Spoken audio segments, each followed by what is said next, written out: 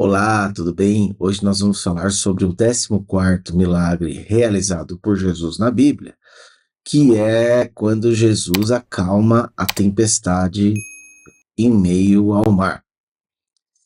E eles estão nesse barco, né? E esse texto está lá no livro de Mateus. Nós vamos ler no livro de Mateus 8, dos versos 23 até o verso 27, que diz assim: Jesus entrou no barco e seus discípulos o seguiram.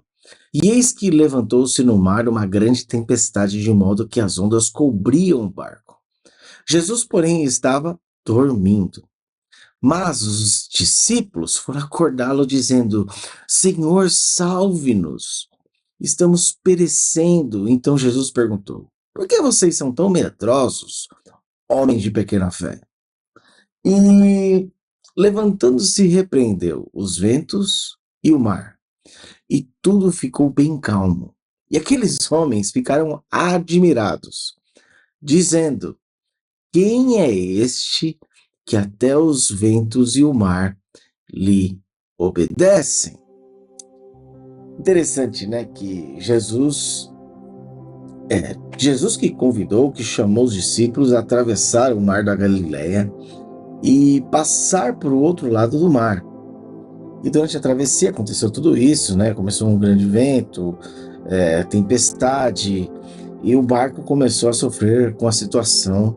E os discípulos que estavam ali, os tripulantes do barco, né, com exceção de Jesus, que estava dormindo. Eu fico imaginar aqui essa cena, né? Jesus, alguém dormindo em meio ao caos.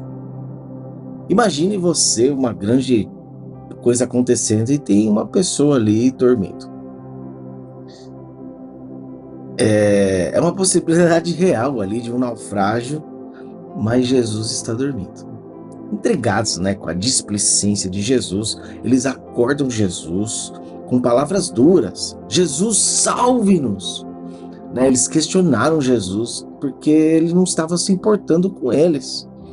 E contrariados da forma que foi acordado, Jesus começou a dar ordens à natureza, ordens ao vento, ordens ao mar. Primeiro ele mandou que o vento ficasse quieto e depois ele mandou que o mar se acalmasse. E Jesus ordenou a tudo isso. A gente percebe que os discípulos perceberam que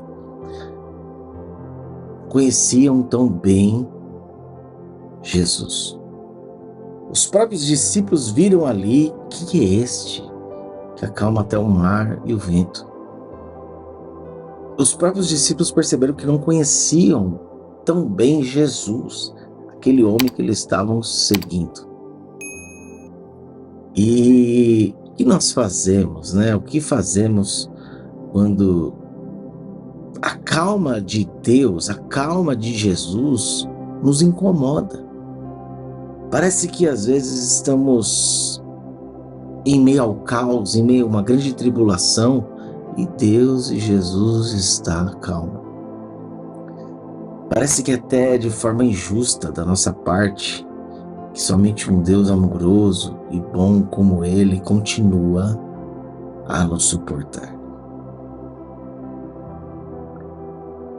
O que você faz quando as coisas aparentemente começam a dar errado, começam a ficar fora de si, fora de controle? O que você faz? Da próxima vez que as coisas fugirem do seu controle, fugirem do seu plano, fugirem da sua alçada, não se volte contra Deus, não se volte contra Jesus, não se volte contra o Espírito Santo de Deus com indignação e com incredulidade. Pelo contrário, apenas fique quieto, quieta, e aguarde as ordens de Jesus sobre a sua vida ou sobre alguma coisa. A solução de Jesus vai mostrar a você que você, infelizmente, ainda não o conhece o tanto que deveria. Então, em meio à tribulação, em meio à tantas coisas, tente aprender um pouco mais desse Deus amoroso, generoso, misericordioso, gracioso, desse Jesus tão dócil que acalma a tempestade, o mar, os ventos, para você dormir tranquilo. E aqui me remete também ao texto de Jó, quando Jó, em meio ao caos, fala: Deus, você tem poder para me tirar de tudo isso. Então Jó estava com uma crise de poder perante Deus. Como muitas vezes a gente fala que Deus pode nos tirar das situações difíceis. E Deus mostra o quão grande Ele é, como mostrou com Jó. Mas também fica uma outra coisa. Se Jesus está nesse momento dormindo, você também deve dormir. E se Jesus pedir para você orar, como Jesus pediu aos discípulos lá no Getsemane, e você não ora, precisamos conhecer mais a Jesus. Então, se Jesus está dormindo, está calmo, está tranquilo, é porque tudo está em ordem. Mesmo que você esteja no caos. Porque Ele está no seu barco. Que Deus te abençoe.